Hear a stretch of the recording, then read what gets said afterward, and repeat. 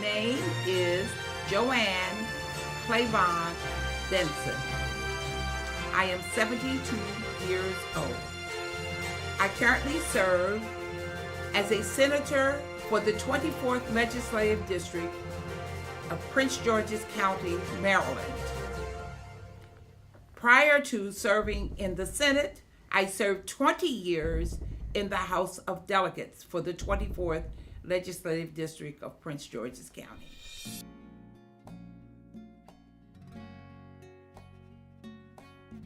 In the spring of 1985, I was at the Yater Clinic.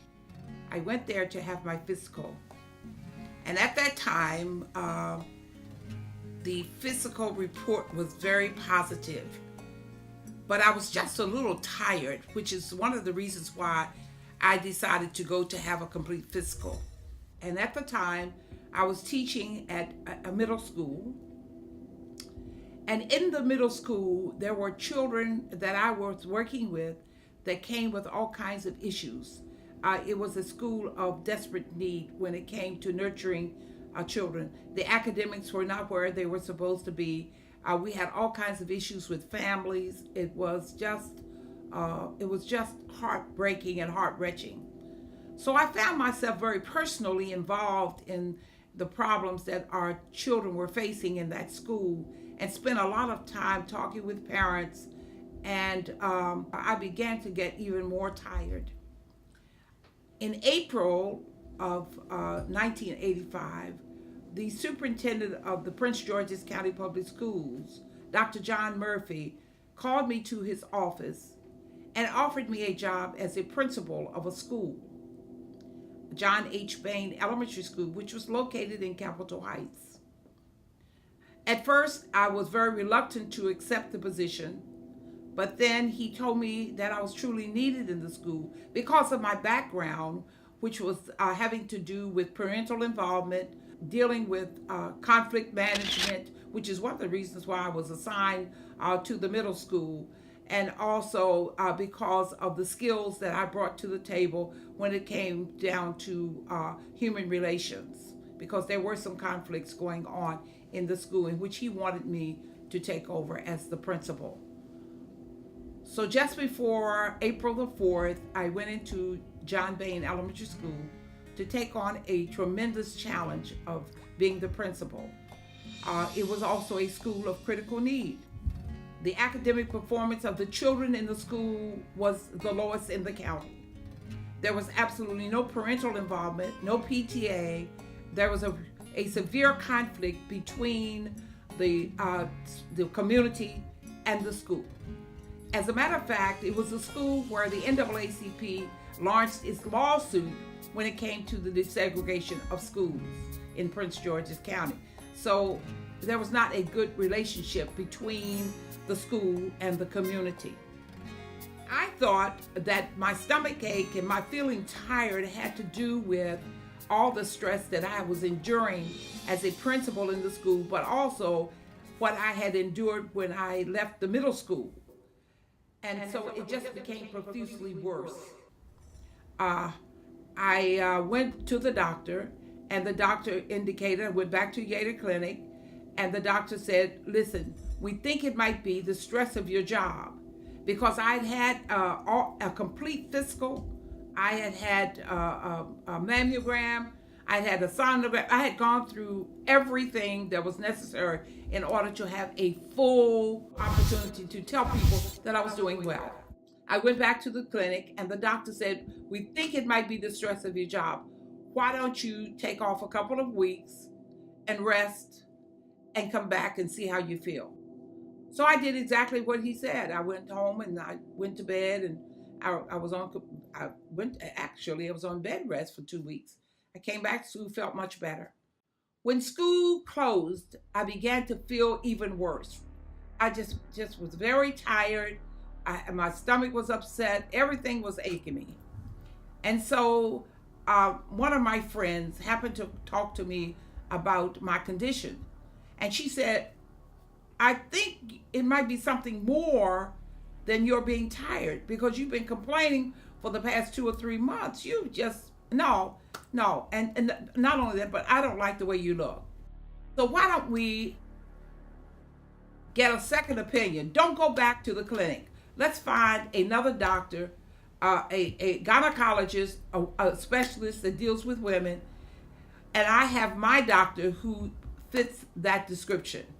And so she made an appointment for me to go see her doctor. The doctor gave me another examination. Now we're talking now about after school closing, which was somewhere around the end of June of 1985. And I went to the doctor and she did another examination. She said, I don't like the feel of your breast. Why don't we have you to get another mammogram? I said, I just had one in March. She said, no, I think that you need to have another mammogram. Because I don't like what I see and I don't like what I feel. I went home and kind of put it off, and she called me and she said, listen, you need to do exactly what I requested that you do, Miss Benson, because I don't like what I felt and I didn't like what I saw. My girlfriend insisted that I go to have a mammogram. And so I did. I went to a doctor, and that was about the middle. I waited for a couple of weeks, and about the middle of July, I went to a doctor out in Bowie, Maryland, and the doctor did a mammogram and a sonogram, sent it back to the doctor, and the doctor saw abnormal tissues in my breast. Abnormal tissues in my breast. And so they sent me to a hospital to have a biopsy, and it revealed that I had breast cancer.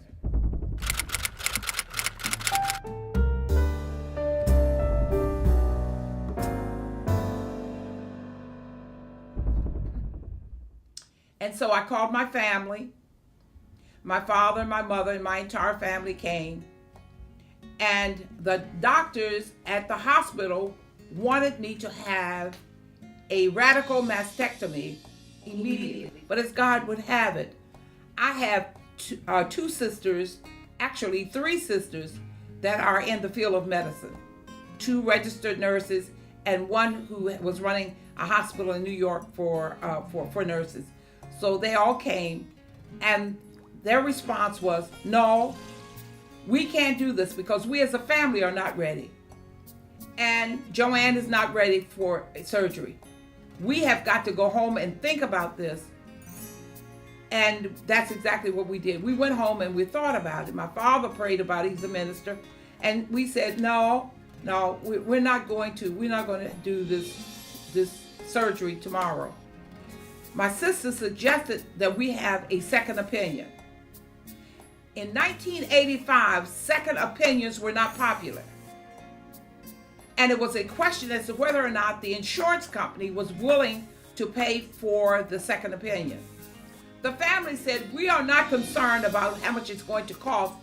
We'll fight that battle as we go along. But right now, we need to have a second opinion. So my sister called a friend who knew Dr. LaSalle LaFall, who is a top surgeon at Howard University Hospital. And they asked him if I could come in so that I could get his opinion. And he said, come into my office at 1 o'clock, which was the next day. So we took the x-rays. The family and I went to see Dr. LaFall at Howard University Hospital. And he took a look at the x-rays. And he said, because of the location of the tumor, which was the size of my small fingernail,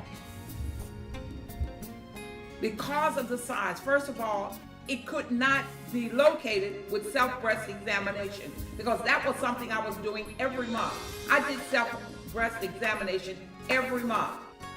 But Dr. LaFall indicated because of the location of the tumor, which was the size of my small finger, and because of way it's launched back in the chest, you have three options. We can remove the tumor, and you don't have to have radiation or chemotherapy. You can go on and have the radical mastectomy, or you can have a lumpectomy, which is a partial removal of the breast. I opted for the lumpectomy and chemotherapy and radiation. I had the surgery. I lost all of my hair. It was quite an emotional time for me. Have you ever had to pray for someone with such a beautiful soul? Have you ever had to cry and stay up all night, wondering if they'd ever be whole? Are they saying there's no cure? But are they sure? I don't know, 'cause I really do. One thing that was really wonderful about this was the fact that I have a lot of faith.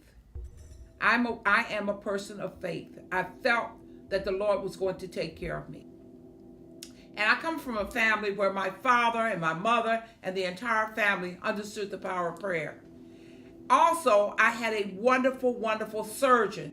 He said, your attitude is everything. If you have a positive attitude, it's going to work out. It's going to do well. And so I had the surgery at Howard University Hospital. I was there for about 10 days. But one night, I was in my bed, and I was complaining. A little lady walked into the room, and she says, Miss Benson, stop complaining. It's going to be all right. She said it 2 or 3 times. And she said, I'll talk with you in a little while. She walked to the door and came back and she said, Miss Benson, you have to serve the Lord, because only a fool would not serve the Lord. I never forgot that. She said, you keep on looking up, because it's going to be all right. Because God has a purpose for you. It's going to be all right. And she turned and went out the room, and I never saw her after that. And so I went home, and of course, with a wonderful support system, with a wonderful doctor, with a positive attitude, I was able to overcome this problem of cancer. I have been cancer-free.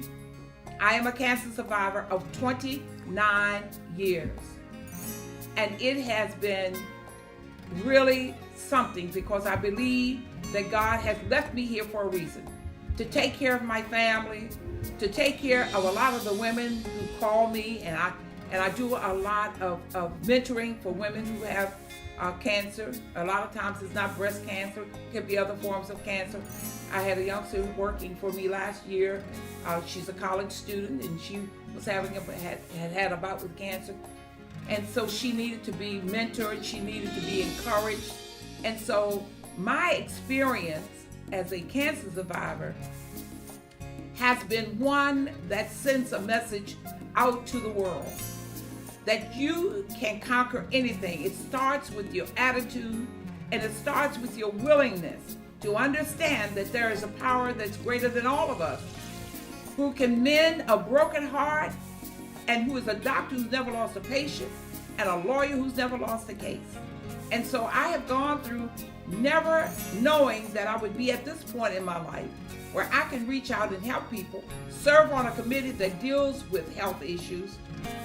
We're doing all kinds of things here in Annapolis to ensure that poor women have an opportunity to get the help, to get the mammogram, to get what they need in order to maintain a long and useful life. Have you ever said goodbye to a child deployed, never knowing if he would return?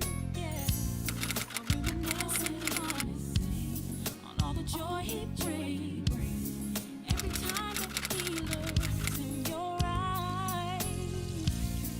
Have you ever felt a child loneliness in her eyes, waiting for someone to care?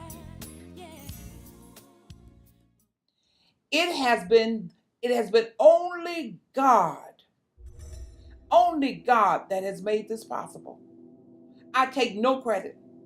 And I make it clear to people that just as God gives me these things, with the snap of a finger and the wink of an eye, he could take it away. And let me say this. I have not always done what was right. When God loves you, he can fix it so that you would understand that you're on the wrong path.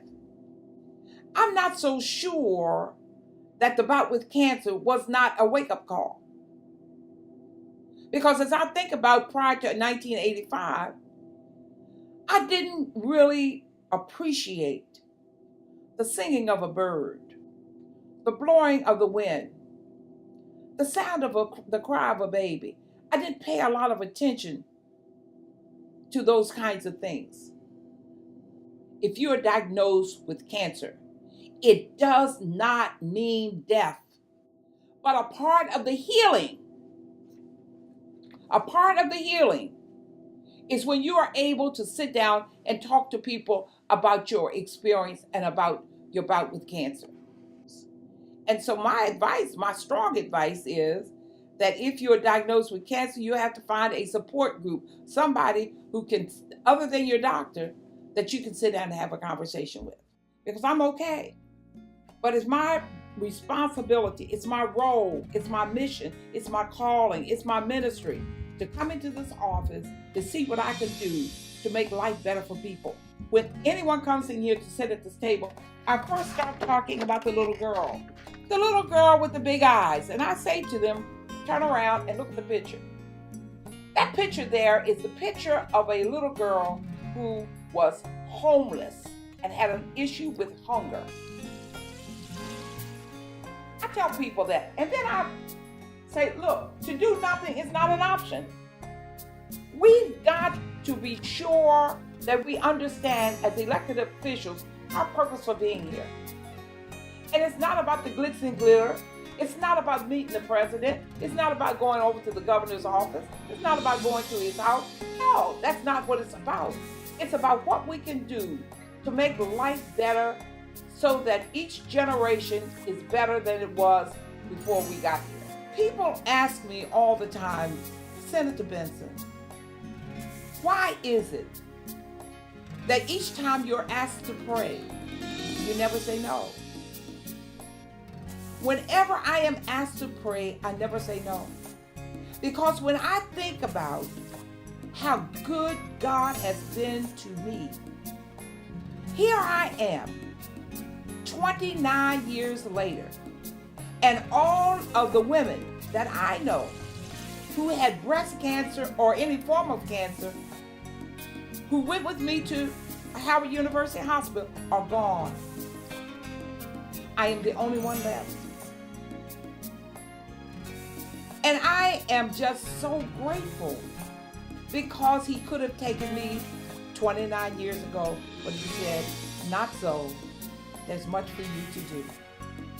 And I see it. It is revealed to me almost on a daily basis as to why I am still here. Amazing. Pink Rose Project, Senator, it's a project that I created.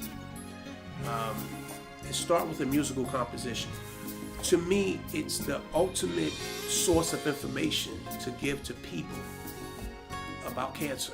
Being a musician and a producer all my life, I felt that doing a project like this will bring awareness and education to people through cancer. Music is one of the biggest sources of information. Yes, it is. And why not use it in a positive way? So Pink Rose Project will consist of music and video testimonies. We will do events, we will do walks, we will do seminars, and we will continuously to put out music and video testimonies to the world. Senator, I would love for you to endorse this. And to endorse this Pink Rose Project, you will be the launch testimony for this project. Any project that is designed to educate women in particular, and I'm talking about women of color, about the fact that breast cancer is curable, any project or any program that is designed to let people know that it pays to serve God and that God can do anything but fail. Any project that says the power of prayer is awesome, I will staunchly endorse and fully support. I support the Pink Rose Project because it has a wonderful, wonderful message that if you serve God, there's healing, there's deliverance, there's hope, there's help, there's happiness, there's security, so many things. And so I want you to know that I am just delighted and excited to be a part of this project. A big rose, big rose, healing. Big rose, big rose, big rose, happiness and healing. Have you ever said goodbye? I tell you one thing, we'll get around 5,000 folks, we're going to be deep doo-doo. He would return, yeah. I'm reminiscing Watch out. on all the joy he brings. Every time When they don't understand, you have to do something to get their attention. you ever fed a child, loneliness in her eyes, waiting for someone to care, yeah. But with all my